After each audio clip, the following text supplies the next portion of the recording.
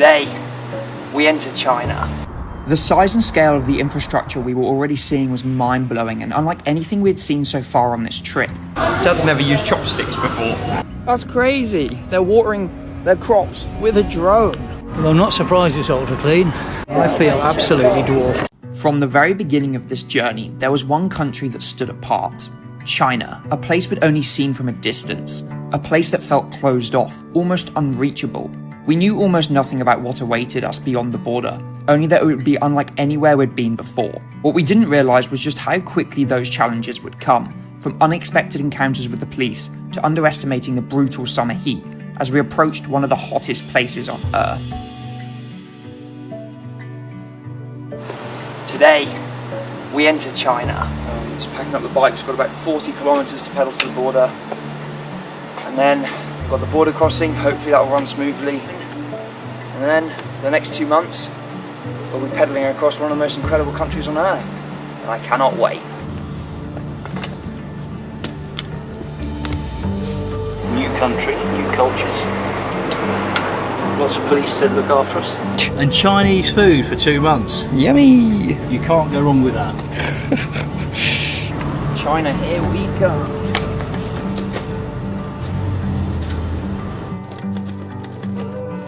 Gone for a bit of a shortcut to avoid a massive long road, but it means we're going to have to be humping the bikes up and over the barrier.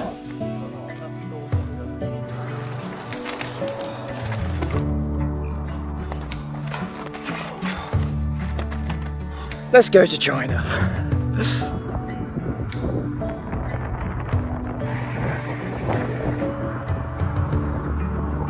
Now entering the border control zone as we approach China. How are you feeling? A whole mixture, but excited. That's the main thing. Well, let's see how it goes. Bring on China. It took us a couple of hours to get through the border crossing, and it was actually a lot smoother than I was anticipating. I didn't film anything for obvious reasons, but just like that we were through and had begun the 4th leg of our around the world bike ride. Across the border and we are into China. Wow, it's a lot more built up. Took a couple of hours to get through, but eventually made it here. First things first in China, food. We've stopped at the first restaurant we found. I wonder what this is. Interesting caps. That's what they used to be like in the UK. Oh, really? Yeah. Well, this has just arrived. It's definitely not the plate of chicken we ordered, but noodles with stuff. Look at that. First meal in China. Dad's never used chopsticks before. How you finding it? Lovely. It's getting there. Now I've got to figure out how to pay. I know you use Alipay or WeChat, and I used Alipay earlier, but I don't really get how it works in a restaurant. They like put our order on a code and then we scan it, but yeah, let's see what they say. 66, okay. I have to use the code. Here it is. Code, scan, scans it, enter amount. 66?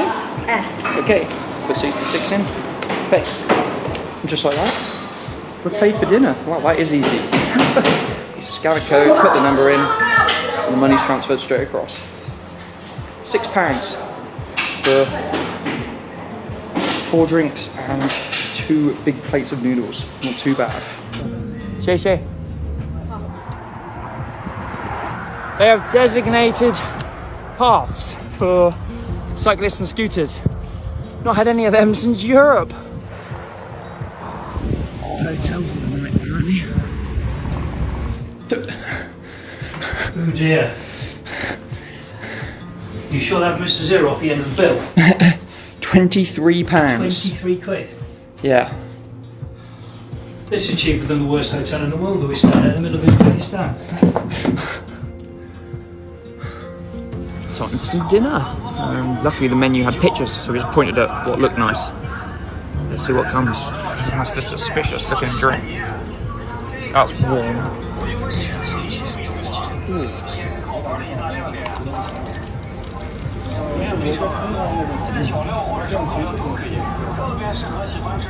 just tea. Don't know what we got here, but it looks good. We might have accidentally ordered enough food for a big family. We just chose 3 different things, but they're huge.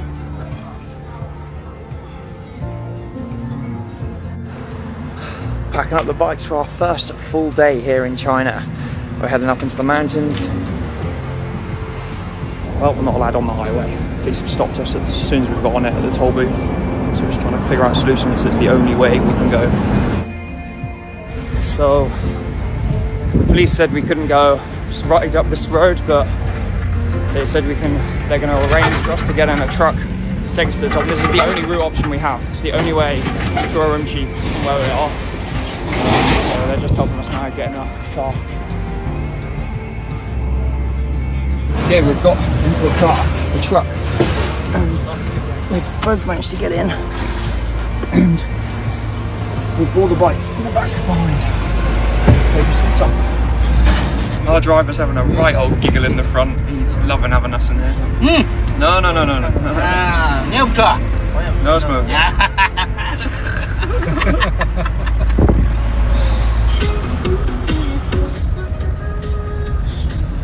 I don't think those guys quite got the assignment. They were meant to take us all the way to the end of the road, but we're about 30k further up the road, so we just missed a 30-kilometer climb.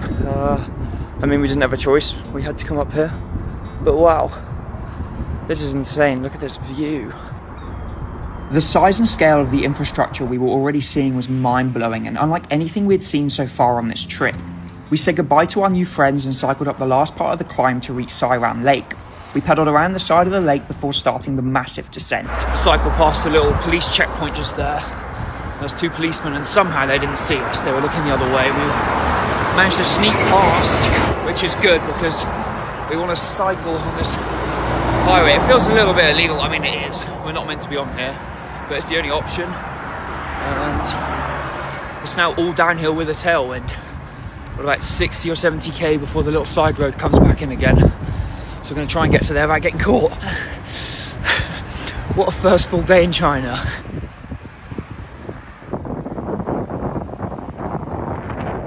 After quite a slow start and then the hitchhike job this morning, we've been flying this afternoon. We've dropped 1,500 meters of elevation since the lake, and we're on this highway on the shoulder. We're not meant to be on here, but we had a couple of police cars go past us and they didn't seem to batter an eyelid, so I think we should be good for the end until we get to the end, find somewhere to stay. It is very hot now. We've dropped down here though. It must be sort of mid-30s. It's strong. Wow, what a day. We just checked into a little guest house here in the first village we can find, and they have a restaurant, so we've come down for some dinner. This is what we've got. It looks incredible. How is it, Dad? Yeah. Noodles and some meat kind of thing. They cooked it in the kitchen right here, all fresh for us. Just tuck in.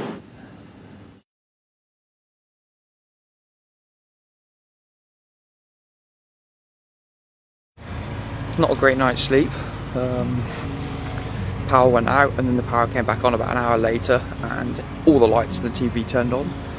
But we're up nice and early this morning. Sunrise here is at 7 in the morning, which is really nice. So we can get out like normal time.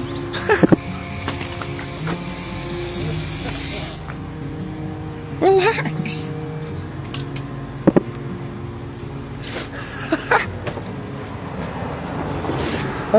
But yeah, sunrise here is at 7 in the morning, which is nice, because it means we can just get out. We don't have to wake up super early to cycle in the cool morning air. But yeah, time for our second full day in China. Breakfast. Che. How's the Chinese pasty? Same as a Cornish pasty, but more Chinesey. You taste good. Friendly guy just giving us our second breakfast. Don't know how I'm meant to carry this, but we're going to strap it to the bike and eat it in a bit.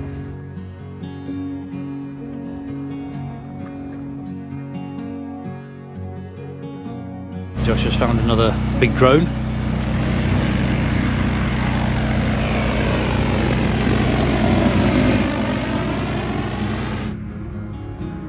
That's crazy. They're watering their crops with a drone.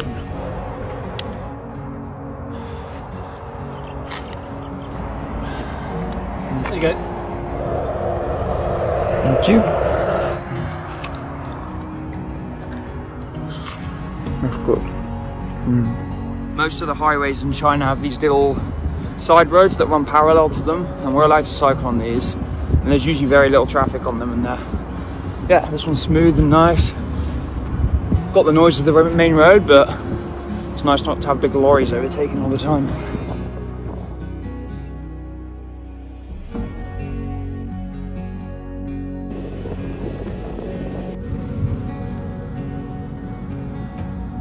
Yep, not a lot of water around here.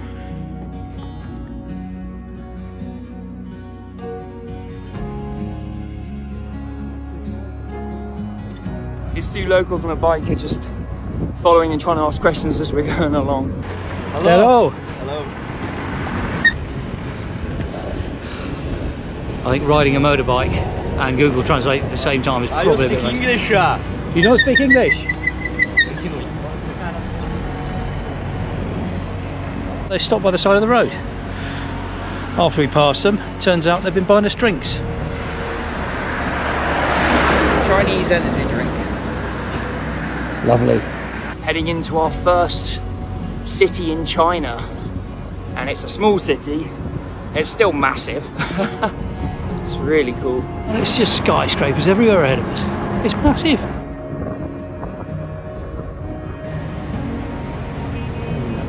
Well, I'm not surprised it's ultra clean. Given the number of cameras that are around, you wouldn't want to drop anything, you'd be locked away. Also, noticed the complete lack of graffiti anywhere.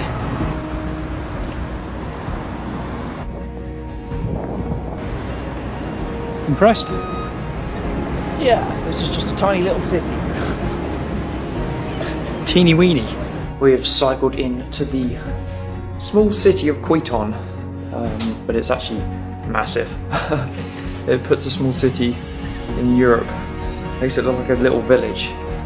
It's high-rise buildings and traffic and people everywhere, but I just checked into a hotel, and now here in Xinjiang it's illegal to wild camp, and it's pretty heavily enforced by the police.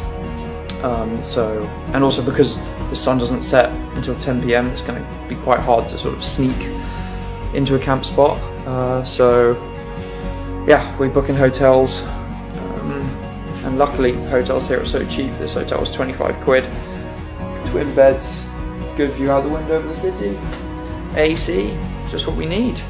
I can get on with some work, and yeah, so it looks like we're going to be staying in hotels and guest houses for the rest of our time in this province, and we'll see as we go into other provinces in China what the rules are, because we want to be reducing the amount of interactions with the police as much as possible.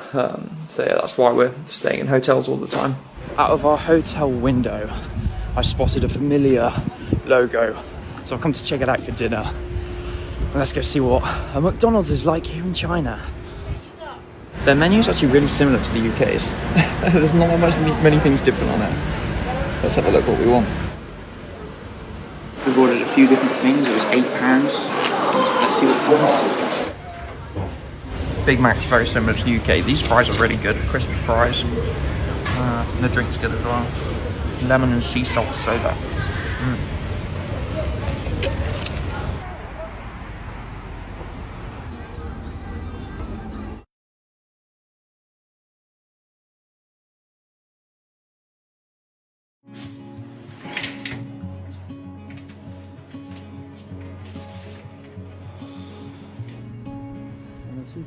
All the cities are laid out similar to America. They're just big grids, big wide streets.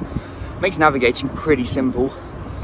There's no traffic at 7:30 in the morning either. Which makes it nice to ride down these streets. Started the day off with a pretty big climb. Quite a gradual one, but long. And you can look back and see the city that we just spent the night in all the way in the distance. Pretty impressive. Everything here is just huge.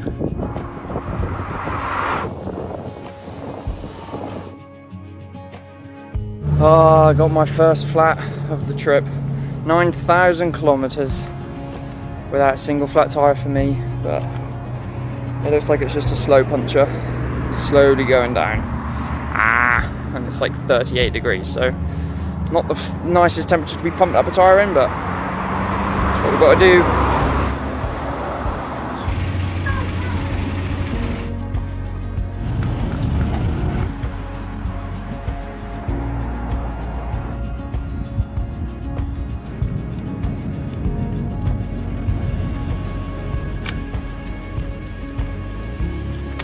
Stop. It's not, is it? Right, let's just change the bloody tube on this. Back-to-back punctures. Over and about 60 kilometers further on, a bit of metal was jabbed into my tyre, on the same tyre. We thought today was going to be a nice easy day into Urumqi. It's 40 degrees, we've got to replace another puncture.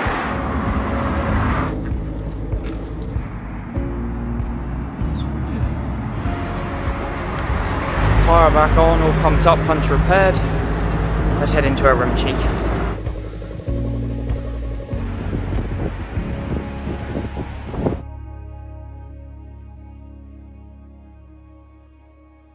I feel absolutely dwarfed. Apparently a small provincial city. In UK, the only city bigger would be London. Come for some street food here in Urumqi. No clue what flavour this is, but maybe apple? That's not green Fanta. That's alright. I like it. It's a bit bizarre. Yeah. Just apple. Yeah. 还有烧烤，谢谢。谢谢。好的。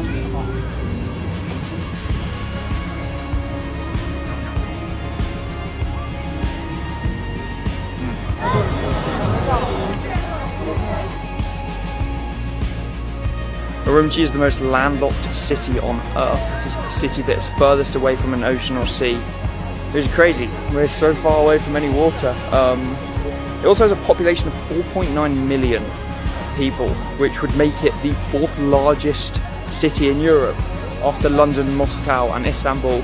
Yet it's only the 30th largest city in China, showing you just how many big cities there are here. And this is just a relatively small one in comparison to so many of the other cities in China. We're not going to be seeing too many. I think Chengdu is only the other big city we'll really be seeing, but yeah, it's impressive. It's just a massive concrete jungle.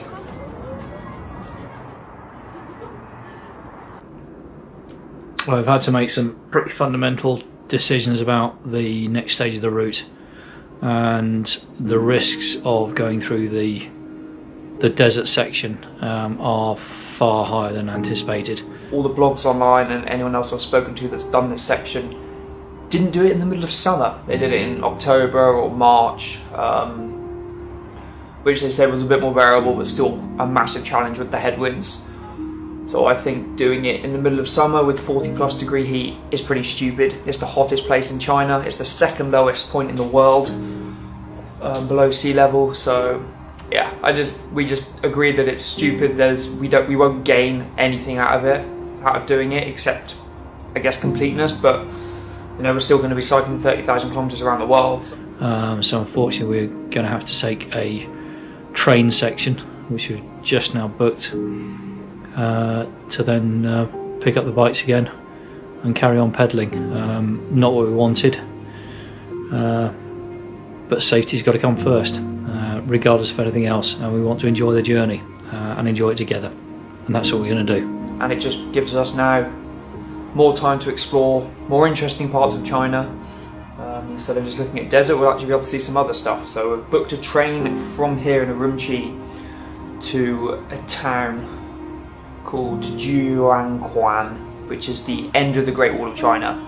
We're going to head there and then cycle from there. We're both confident that this is the right decision. We're both happy with this decision, which is the main thing. There'll probably always be a tiny little bit of regret for not doing it, but the pros far outweigh the cons. So at this point in time, I'm very happy with this decision, and I think looking back, it's definitely going to be the right decision as well.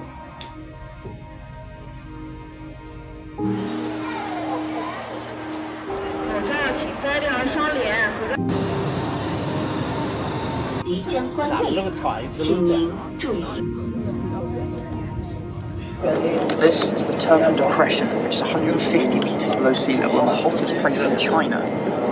It's a good thing we're not cycling through it, because it was 47 degrees today. It's really big fun.